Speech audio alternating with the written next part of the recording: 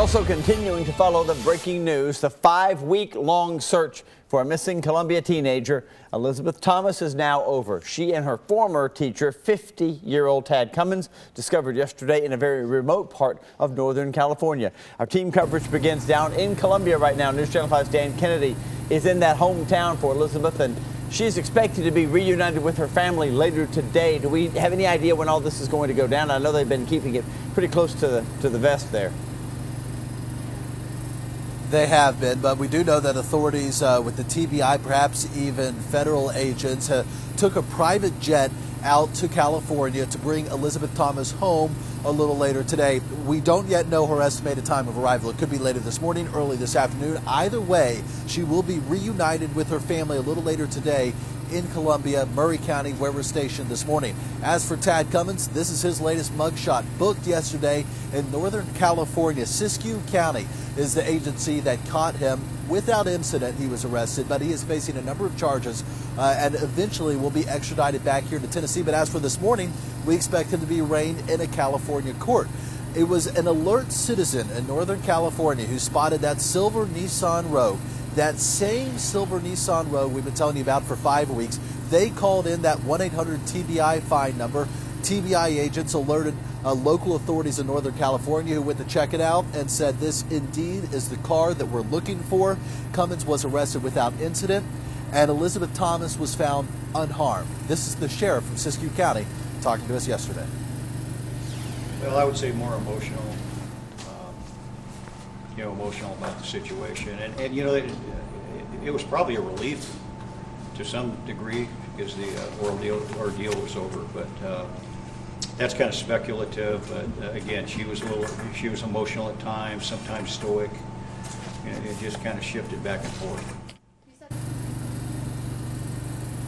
This investigation began here at the local level with the disappearance of a teenage girl. It turned into a statewide investigation with this Tennessee Amber Alert, and now it's a federal investigation. Reading through a criminal complaint filed yesterday by the FBI shows that Cummins filled his Cialis prescription just days before it disappeared with Thomas. All this, by the way, is online. Our own Jason Lamb took the red eye out to California overnight. He's standing by live now with our continued team coverage.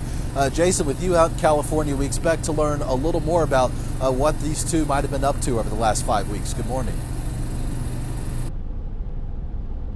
Yeah, good morning, Dan. That's exactly right. We are in Southern Oregon right now in a vehicle. I'm with photojournalist Catherine Stewart. We're both heading down to Northern California right now. We should be there in a couple of hours. Let me give you a look.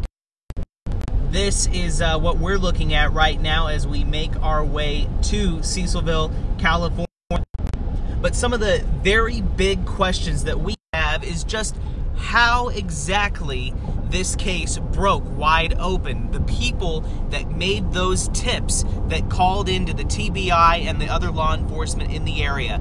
So we know that these two visited a commune and talked to some people there. We know that they were in a cabin that was a part of some agreement with someone who owned the cabin, so they definitely talked with those people there. What we're hoping to get once we get to Northern California in just the next couple of hours or so is a little more information from those people with us on the ground there as to what it was like when they saw Tad Cummins and Elizabeth Thomas there, to really just get a better understanding of what it was like and how many people they really did come in contact with over these last couple days that they apparently were in the Cecilville, California area. So again, we are making our way there. Stay with us here on News Channel 5 this morning and throughout the day on News Channel 5. I'll be posting on Facebook Live on the News Channel 5 Facebook page, so we will keep you updated as we make our way